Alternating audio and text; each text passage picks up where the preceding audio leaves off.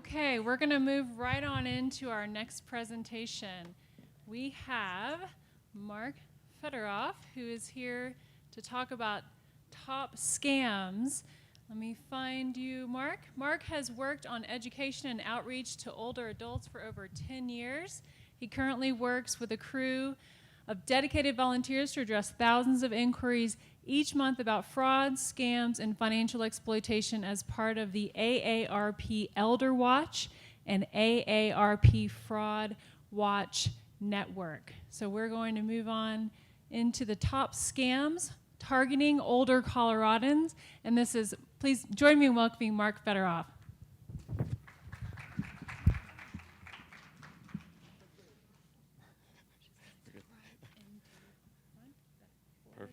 Perfect. Good afternoon. How's everyone doing? Awesome.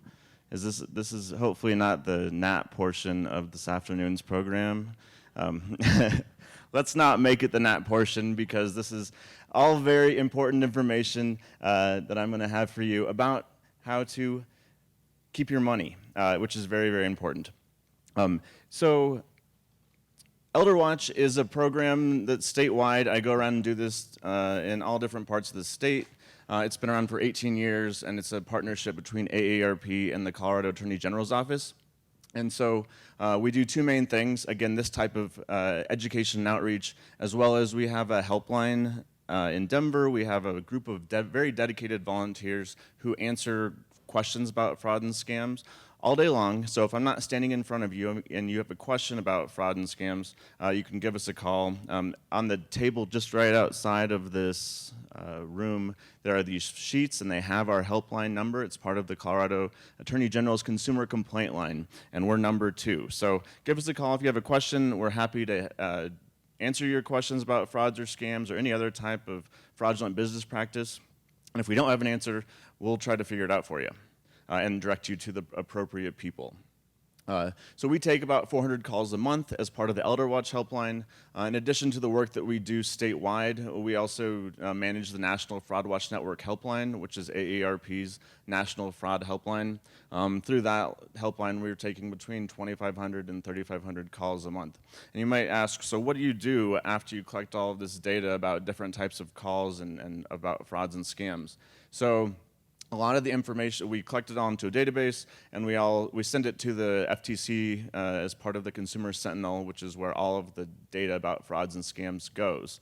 In addition to that, we're also informing AARP publications. So if you're an AARP member and you receive the bulletin in the magazine, we're taking the information that members and others are calling about, and then informing our publications with actual stories about the different types of frauds and scams that are out there. So every month I'm writing that fraud page in the bulletin with my boss, and so it's meaningful information. So if you get a scam and you want to report it, please call us so we know about it, so we can tell the rest of the 38 million people who are AARP members about it. So why do scammers potentially target older adults? Lots of different reasons. Here's a couple different ones up on the board. In the interest of time, I won't ask for all of the different reasons that you all have, but hopefully this will cover most of them. Older adults might be seen as being more trusting. They might be seen as having a source of wealth, or at least a steady income, whereas someone who might be younger might not have that. They might be isolated, living alone, and might not have someone to ask about if they think something might be a fraud or a scam. They might be seen as not being very tech savvy. We're seeing an increasing amounts of scam happen on the internet. And so if you don't feel totally tech savvy, there might be opportunities for scammers to take advantage of you. Also, one of the things that we consistently see when people are reporting frauds and scams to us is issues with either health or memory concerns that might lead someone to fall victim to a scam. And it's very common that when someone's telling me or reporting a scam, that they are giving me an excuse as to why they fell victim. And their excuse might have been, well, I just came out of the hospital, or my husband just died, or there was some type of major life crisis that happened to them during that time. And normally, if they were in the right state of mind, they might not have done that. And they said, I don't know how why I ever would have listened to that guy. Usually I would have just hung up the phone.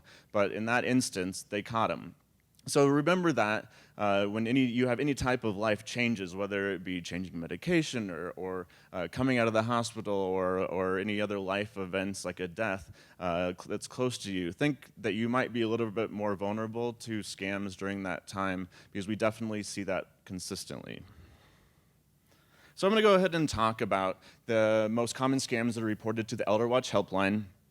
This is 1 through 5, and then 6 through 10. I'll go into a little bit more detail about each one of them, and I'll glaze over some, hopefully, that you might be more familiar with, so we can answer more questions at the end, if that's okay. So far and away, the most common scam that we're hearing about are government imposter scams. How many of you have received a call from Social Security in the last week? Yes. Or in the last month, that's okay. You've received a call from Social Security. How many of you have ever received a call from Social Security in your life that was an actual call from Social Security? Exactly. Social Security is not calling you. And they're not going to. They don't got time for that, unfortunately. So if you ever get a call from Social Security, the IRS, Medicare, any of those agencies that we know doesn't have an unsolicited call for the most part, that does not have the capacity to be giving calls to all their beneficiaries, it's very important to know that it's a scam. And I'm saying to this audience, and I very well know that this audience knows that these people aren't going to call you, but I'll tell you that there are lots of other people who are not aware of this. And the number one population that's reporting this scam to us right now are people who are under 40, because they don't know that Social Security is not going to call them, and they freak out about it. I talked to a girl who was just going to grad school, and she sent over $4,000 that was pretty much her money that she banked away to help pay for her grad school, because she was concerned that those people had their Social Security number and were using it fraudulently, and she needed to clear up her name so she could get any type of federal aid that she needed. So these things are really happening. They're happening lots more commonly to younger people than to older people in these situations, particularly in terms of the Social Security imposter scam.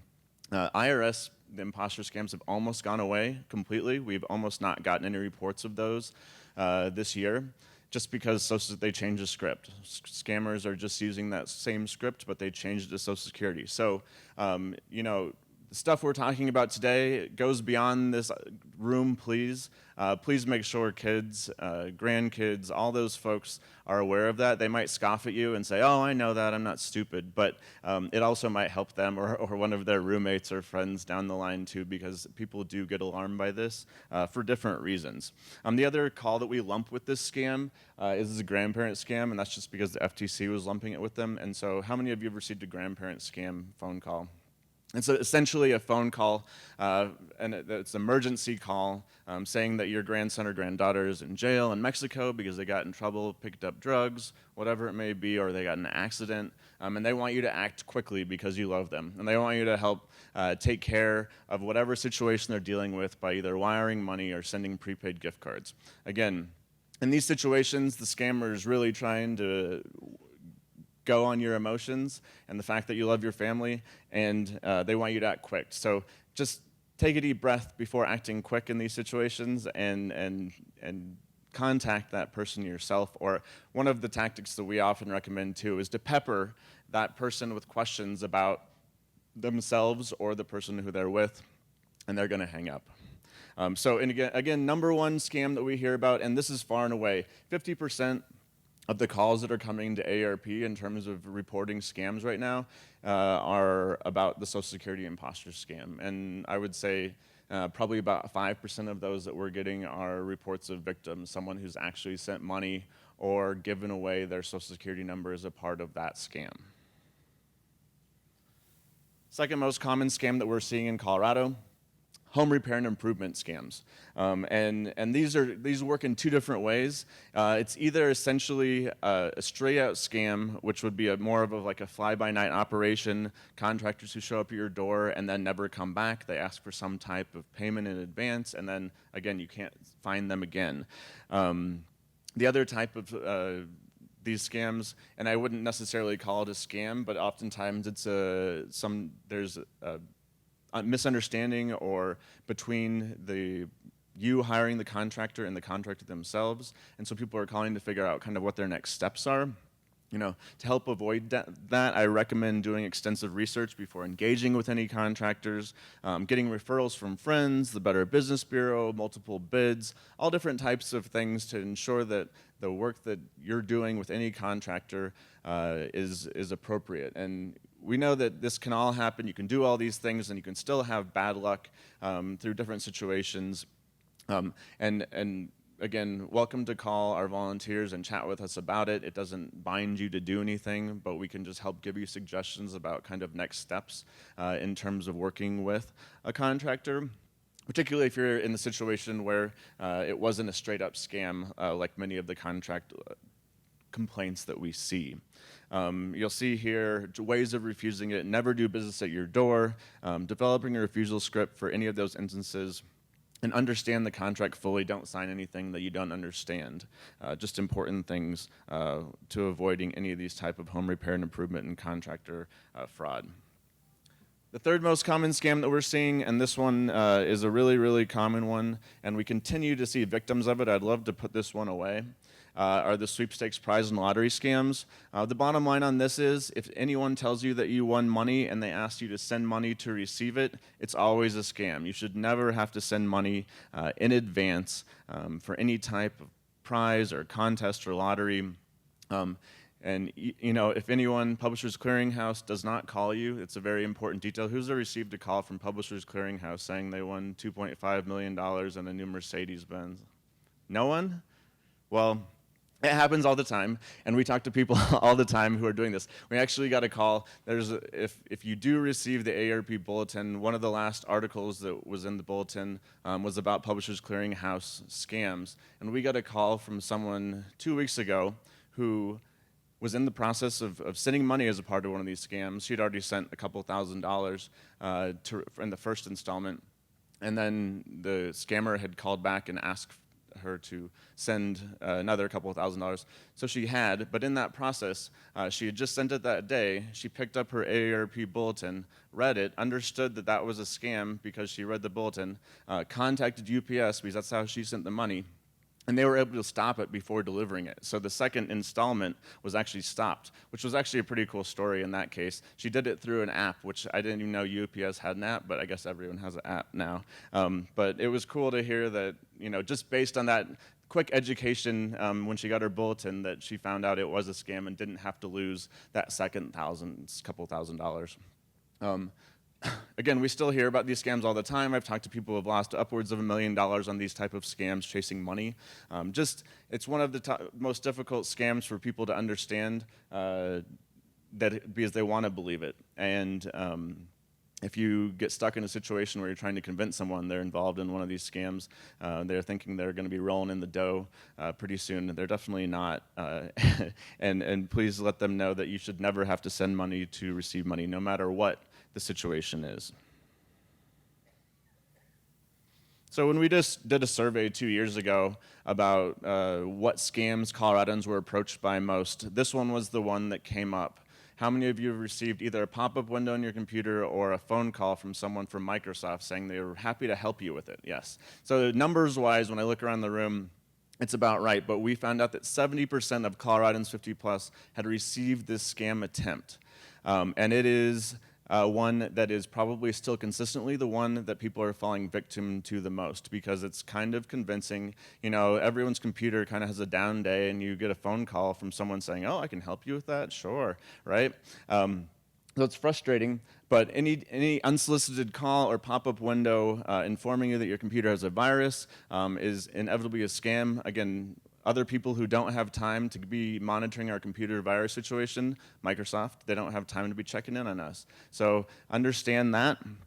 They're always going to ask for payment or access to your computer. There's a lot of variations to this scam, I would say. And right now, one of the most common ones that we're seeing is that they're calling you back and they're saying, hey, we engaged in a contract with you for tech support 3 years ago. Our company is now going out of business. What we'd really like to do is give you the rest of your money back because you had a lifetime guarantee for all this service. All I need is your bank account number.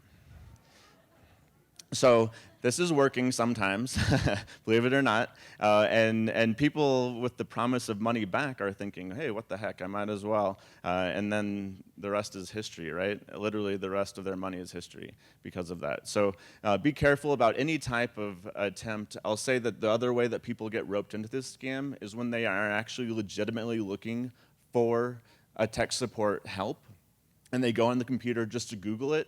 And a lot of these scam companies have set up their own tech support websites that are all fake. And they want you to call them and give you all of their bank account, give you all your, give them your credit card number, whatever it may be, and to engage with them in a real way. Understand that a lot of computer companies do not have legitimate tech support phone helplines. A lot of them they want you to do it online, computer support. And so be careful. Like, for one example is Yahoo. If you go to Yahoo's support page, the first thing it says on the top of their screen is Yahoo does not have a customer support line.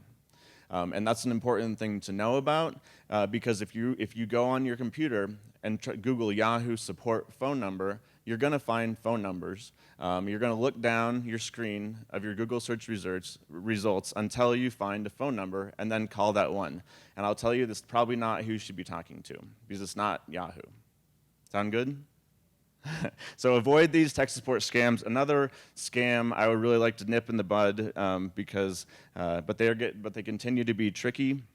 If one of these pop-up screens does come up on your it somehow comes up on your computer, do whatever you can to disengage. If you're most comfortable unplugging your computer, shut it down, Control-Alt-Delete, and then shut down the browser, whatever it can be to shut down that connection with the scammer is the best thing that you can do, and whatever you're comfortable with. And if you have an older computer that you're working off of, make sure to update your Windows program, if your Windows 10, as well as having some type of antivirus software as well, particularly if you have an older computer, because almost all of these pop-ups that we see coming through are usually coming through an older computer. So phishing is our fifth most common scam. Very, very regular. We see phishing coming all different types of ways. We mostly talk about it via email, but we are also seeing lots of phone and lots of text examples of this too. So again, if you see a text come through and they're kind of phishing for any of your information, watch out for it. But essentially what phishing is, if you're not familiar, is the contact from someone representing a government or reputable business, and they're trying to trick you into giving them personal or financial information. They often claim to be with one of our large government agencies, a bank. We see lots of like Bank of America and Chase and Wells Fargo examples of emails coming through. We also see lots of Amazon and Walmart, that type of thing, where people are doing retail work, PayPal and eBay as well. If you have any doubt as to whether that email is coming from that actual entity, delete it, hang up, whatever it may be, and move on. And then contact that entity yourself with a known number or address. We're again seeing lots of this, and I would just recommend being very, very careful and understanding what your correspondence actually looks like from all of those entities. Number 6, auto sales and repairs. I mean, most people have a car, and so it's inevitable that there's going to be issues when dealing with dealers and repairmen, but it is a common complaint that we get to the Elder Watch helpline for all different types of things, whether it be shoddy repair work, unnecessary charges and repairs, high-pressure sales tactics, something in the fine print that they didn't want you to read, targeting older or female consumers, particularly for different reasons. So the recommendation here is to do extensive research before engaging with any type of repair shop or dealership. Be sure to get referrals from friends and neighbors. Check the BBB. Do some comparison shopping. Third-party review sites are always good as well. Check Kelly's Blue Book, Edmunds. Do the extra bit of research. Don't just assume that every car is going to be perfect, and every situation involving a vehicle purchase or repair is going to go perfectly as well.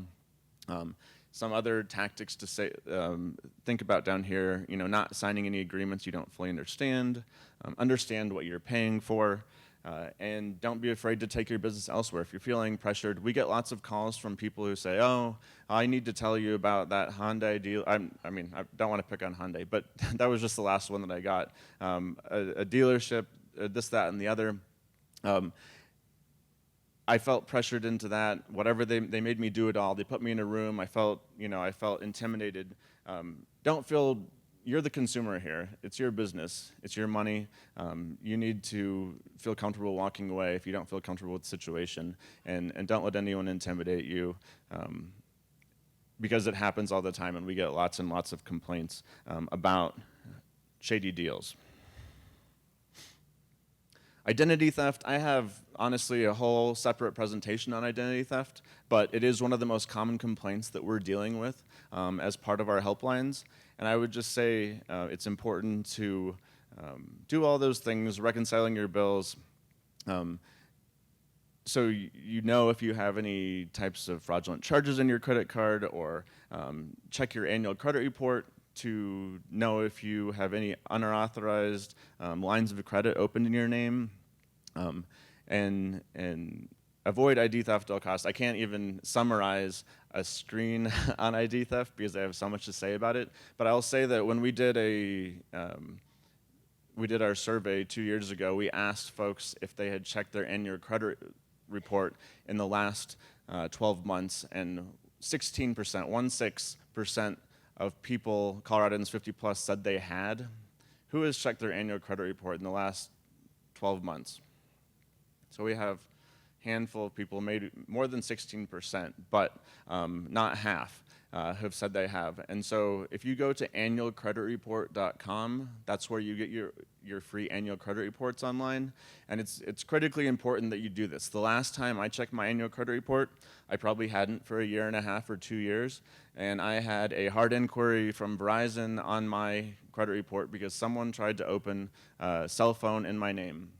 It was determined that it was fraud at the point of sale, but I would say that for someone who works in this space and hadn't checked it in a while, it was a good idea for me to check it. I was able to amend it very quickly, wasn't a problem. But it's just an example that type of thing does come up. And it's important, especially if you haven't checked it in 10 or 20 years, that you go ahead and check that annual credit report and get that information. Again, it's free. And on top of that, there's information on our table out there about freezing your credit and also putting a fraud alert. Those are two things that have happened recently that are very good, because now you can get a credit freeze for free. It used to not be free necessarily to go to freeze and unfreeze your credit, but it's an easy thing to do. And there's a sheet on the back on the table just right outside of the door about how to do that as well. I'm happy to answer more questions at the end of the presentation about any of that if you'd like it. So just some other tips, keep all that information private, shredding personal documents, monitor your accounts regularly, check your annual credit report, and don't share your personal or financial information with unknown callers or any entities. The worst type of scam that we're dealing with in our office right now, and it's been kind of consistent through this whole year, and we've gotten more and more than ever, are romance scams. And I usually get lots of chuckles about romance scams, but that is nothing to chuckle about, because they are definitely the worst scams that we're dealing with. And you don't even have to be looking for love or romance to get stuck in a romance scam. Someone might just contact you on Facebook or Instagram. I was at a presentation in Fort Collins a couple months ago, and I had 3 separate women come up to me and tell me that their friends are involved in romance scams, and they got all involved by playing Words with Friends. Has anyone played Words with Friends here? By playing Words with Friends with some guys who, some hotshot doctors or something, or so they say. So it was just interesting that one presentation, there were 3 different people who told me that their friends had all sent money to guys who they were playing Words with Friends with. So something to be very careful with, because I'll tell you that almost all scammers are trying to gravitate towards romance scams. I've talked to people who've been engaged in tech support scams or sweepstakes scams, and then they have evolved into romance scams. And that's what the scammer wants, is they want to get that personal connection so that person will start sending them a bunch of money. And it's definitely a thing.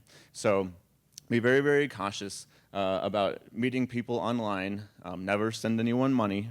And if you're contacted on a social media site or app by a stranger who shows interest in you, they're eventually going to ask for money. The problem is that these people who are in these situations, they essentially are losing, once they realize that it's a scam, they're losing their love of who they think is the love of their life, as well as maybe all of their life savings. So it is devastating situations. I've talked to people who've sold their house, moved across the country for these love interests, all different types of things, sent goods and services. Any story you can imagine, I've heard it at this point, and probably half of the people who are calling us about romance scams are loved ones of that family member who are trying to convince them that they're involved in some type of fraudulent relationship. And those are some of the most difficult people to deal with. I'm thinking about the conservatorships and the guardianships when we see this stuff, but lots of these people are of right mind. They're just totally brainwashed by the scammer. Scammers are, they know what they're doing, and they're practicing it daily on all different types of people all around the world. So again, be very, very careful, and you don't have to be necessarily on Match.com to end up in one of these types of relationships or attempted relationships. Insurance and Medicare scams have bubbled up this year more than they have in many, many years. What we're seeing right now are more and more offers that are coming from other than your doctor for back braces or knee braces. How many of you received that call before? Yeah, they're asking you if you need some type of durable medical equipment. The one that has really made them bubble up this year, though, are any type of medical testing. Has anyone gotten an offer for a DNA test through Medicare, but it wasn't actually from your doctor? Say a couple people. It's bubbling up in different parts of the country. There was an issue. There was a booth, or they set up a tent next to the library in Denver trying to do this, and we got the police after them actually because it's a thing. But essentially, what they're this is the type of fraud or scam that does not necessarily hit your pocketbook directly. It all hits it indirectly, because what they're doing is they're trying to charge Medicare for a DNA test to see if you are predisposed for cancer, and then they're going to try to, and it's literally a cheek swab like you would do for MyHeritage or any of those things, and they then try to charge Medicare $30,000 for that cheek swab. And so, again, it doesn't necessarily hit your pocket directly, but it's Medicare fraud, and it is hitting our pocket all indirectly because we all pay for Medicare. So if you see any attempts like that, report it right away, and it is something that they're actively pursuing right now, trying to get rid of these folks who are committing Medicare fraud. So again, if anyone says, anyone but your doctor tries to offer you medical equipment or a test like this, refuse it. And also closely reconcile any medical bills and statements that you have to make sure there's no other random Medicare charges or charges that show up on your Medicare statement. And the last one that we have, unfortunately, that we had to add to this presentation this year is Nonstranger exploitation. There's a lot of people here today who deal in this space, but essentially, and I'm sure you've heard about it from other presenters today as well, but when a family, friend, or caregiver, neighbor, or other known person is taking money from you or the person, and so this is something that we typically refer to Adult Protective Services to investigate. This is most commonly perpetrated by a family, but can be hard to recognize and obviously difficult to report for many, many reasons. We recommend having financial plans in place and trusted individuals to help monitor your finances if necessary. Just like what's been talked about today when I was listening in on the last presentation, and I'm sure in other presentations, lots of good resources for this in our community if you see that happening to anyone who you know.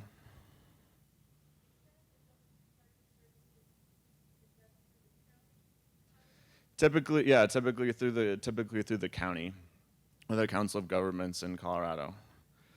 Other notable scams I just want to bring up real quick.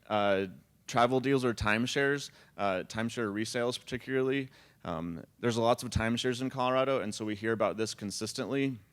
If you get a call from someone who wants to help you sell your timeshare, it's probably a scam. Don't take the risk. We get those calls all the time. And also, if someone's trying to send you to Mexico for free, again, too good to be true. Please don't bite on that. The other scam that I have listed up here is the Say Yes scam. How many of you have heard of the Say Yes scam? So essentially, what is reported, or what was reported, was that if you get a phone call that essentially is trying to elicit a yes answer, like "Can you hear me?" or "Are you the head of household? Have you voted in the last election?" Any of those type of questions, you say yes, and then they hang up, and you go, "What the heck? Like, what just happened?" Right? You're wondering what's going on. So what was reported is they essentially take that yes and splice it into some type of contractual agreement that you're verbally agreeing to. So the reality about this scam is that I have not yet talked to one person who's fallen victim to this scam. It is a hard scam to perpetrate by the scammers, so if this happens to you, don't freak out. That's my message on this scam, is don't freak out, because we were having people who were calling us left and right telling us that this scam was happening to them. They shut down all their credit cards, bank accounts, everything, just because it was reported by some agencies. I've talked to people at the FCC and FTC. They all put out alerts about this scam, but they all also did not have any victims of this scam either. So the day that we find a victim of this scam is the day that I'll actually say this is a real scam. But it's not. For right now. It was all started because about 5 years ago, there was a telephone company that used this on some of their customers, and there were about 5 people who were victimized by it. And they got all their money back, all the problem was solved, it was not an issue, but it was a shady practice that they used on their own customers. And so again, not a straight up scam that we're worrying about too much. Free trial offers, just real quickly, if you're trying to order wrinkle cream, has anyone tried to order wrinkle cream? I don't believe it. This is a very young looking crowd. We get this call every day though. You spend $1.99 for shipping and handling for a wrinkle cream, and then you get sucked into something where they're going to send you one every month, and they're going to charge you $95.99 every month, and it's hard to get out of it afterwards. So please read the fine print on any type of free trial offer, understanding what you're getting into, because it is a thing. And we talk to people every day, and there's lots of companies that are trying to scam people out of money and tell them they're going to solve all their problems. You know, they're going to make you look 20 years younger. No one here needs to look 20 years younger, right? No, right. Perfect. And charitable giving, it's almost the holiday season. We get lots of charitable giving requests this time of year particularly. And so I would just say, be cautious about just giving to everyone. Do a little bit of research, even if it's just Googling their website, that's better than nothing. Checkthecharity.com is the website that's up on this screen. That's the Colorado Secretary of State's website. That helps you determine if that charity is registered to solicit donations in our state. So that's a very important determination in terms of if you should be giving them money or not, if they're a registered charity or not. CharityNavigator.org is also a fantastic website for checking the legitimacy of charities as well. And I highly recommend doing something to verify a charity before moving on to giving them money. In summary, these are kind of all my favorite top points to remind people about. And if you follow this list, you're probably going to be scam free, maybe, hopefully, right? So protect your personal and financial information. Manage your phone calls. When I say manage your phone calls, I'm talking about don't talk to people who you don't know, or don't pick up calls from people who you don't know. Do your research, and that goes on anything. Avoid contact with any unknown entities. And yes, it's okay to be skeptical and it's okay to be rude. I know I'm looking at a group of people who is not necessarily used to being rude, but it's okay to be rude to someone who's trying to steal all your money, or steal your social security number, or your bank number. They're not nice people. So they can be hung up on, all those things. Don't rush to act, think, and talk to others. A scammer doesn't want you to think, they don't want you to talk to others, and they want you to rush to act. Remember that. Even if you get in a situation and you have a timeline, think about it. Consider unusual payment options a red flag. So if you get a request for a green dot card, or if the IRS asks you for a Home Depot gift card, think about it. Go back to the next point up. Think about it, right? Does the IRS really ask for Home Depot gift cards? All of a sudden, you're at Home Depot buying gift cards, and you're wondering what's going on. I know people get into trance sometimes, and they get so shocked by whatever's happening that they'll just do whatever that person says. But if you take a step back, ask a neighbor, ask a friend, ask a partner, ask a kid, it doesn't matter. They're probably going to put you in the right state of mind. Does it sound too good to be true? If it sounds too good to be true, this audience I know knows what to do. Actively seek information about trending frauds and scams. I'll say that even if you're not an AARP member, that's cool. Borrow a bulletin or a magazine from a friend. There's good information in there. There's great information from the Colorado Attorney General's office. And there's great information from local agencies, too, who work on fraud and scam protection. Share your story.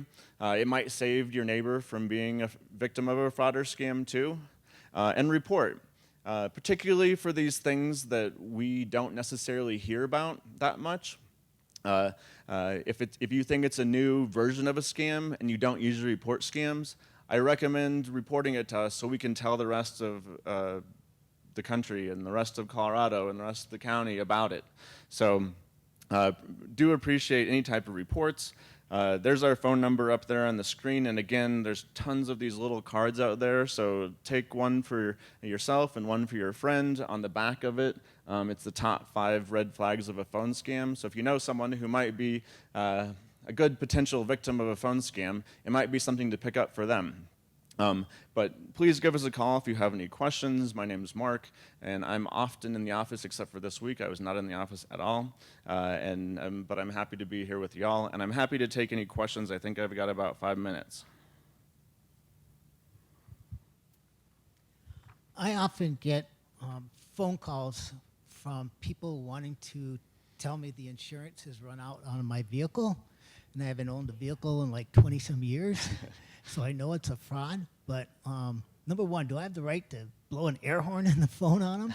And number two, how do I report them? Because the phone numbers are like a local 925 or a local cell phone prefix. Yeah. So what would be the best place and how to report them to the state? If they do, great question. Scam phone calls are the number one thing we get questions about because scam phone calls are still make up 3/4 of all reports that are made to all agencies are about scam phone calls, and they are really frustrating, and I guarantee you're not the only one getting them. I would say the best thing that you can do is not engage with any person that you don't know who's on the other line. I had a sheet up there about getting rid of scam phone calls, but I think we've all run out. But the scammers have gotten, so rest assured, most of the scammers that we're getting phone calls from are calling from the other side of the world. And they've gotten smart, finally, in the last year or so. They've really started using what the tactic that we've called as neighborhood spoofing, or neighbor spoofing, which essentially means they're going to try to use the first 6 digits of your phone number to make it look like it should be someone who you know and someone who you should be answering phone calls from. My recommendation is only answer calls from phone numbers that you definitely know. Otherwise, don't engage with them in any way, shape, or form. And that means even answering the phone. Let those messages go to voicemail. My other suggestion would be to investigate phone blocking and apps that you can get on your smartphone. On the apps, there's one called NomoRobo, for instance, and NomoRobo is a call blocking app, and it essentially blocks or tries to block any robocalls. So if you go to the Apple Store or the Play Store using Android, you can look up that type of thing. There's all different types of call blocking and call warning services that you can look up to try to add to the repertoire of ways of getting rid of these calls. Even though it's fun, like the messing with or the blowing the whistle or any of those things, it might end up generating you more calls just because they know there's an answer on the line.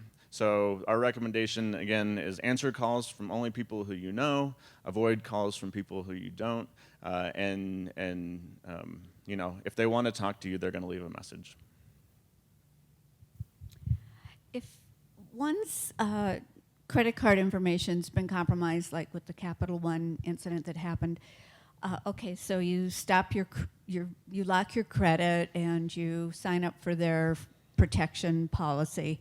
How worried should you be? I mean, if your information's out there and in the wrong hands, is it likely that sometime in our lifetime, what are they going to do? Are they going to go into your bank accounts with that information? Or, I mean, what happens? Yeah, so great question. Data breaches are a fact of life anymore, unfortunately. The Equifax data breach, I think, was the one that probably shook the most people.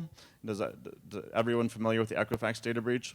And so 145 million people's information compromised, and knowing that Equifax would have a lot of people's, everyone's social security number in addition to a bunch of other information. So steps you can take, you know, might as well go ahead and check your annual credit report, see if anything has happened, just like I mentioned before, annualcreditreport.com. The other things that you can do, obviously, fraud alert in your credit report. Take any monitoring service that they give if you want to give them, if you trust it, if you trust them enough to give it to them. Freeze your credit.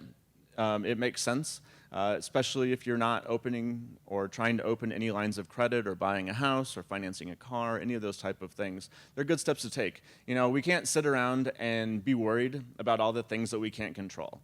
And so what I'm up here talking about today and trying to inform you all about are things that we can control and things that we can be aware of. I mean, education is the key to avoiding frauds and scams. We're all going to get fraud and scams attempts, and we might even be victimized by them from time to time.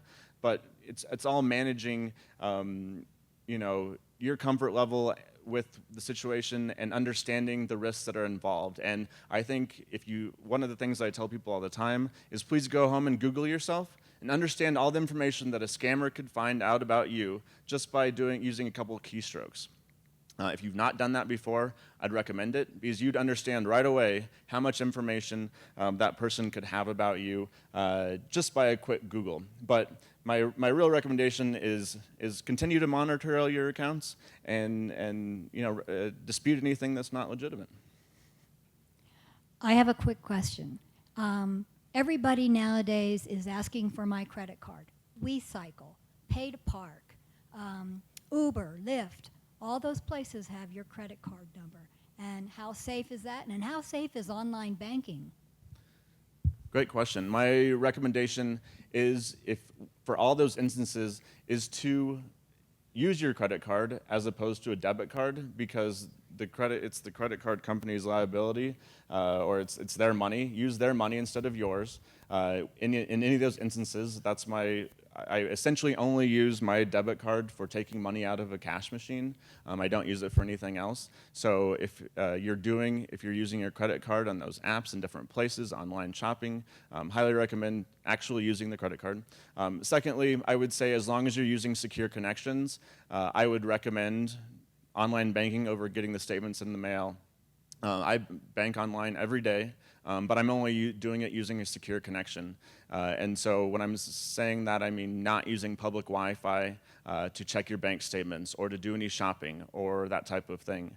And so if you're not on a Wi-Fi network, it's safer to use your data network on your cell phone. But you know, if you're at a private network in your home, or if you're at work and you're at a wired network somewhere, then I would say I would feel comfortable with it. Thank you very much, Mark, for your presentation.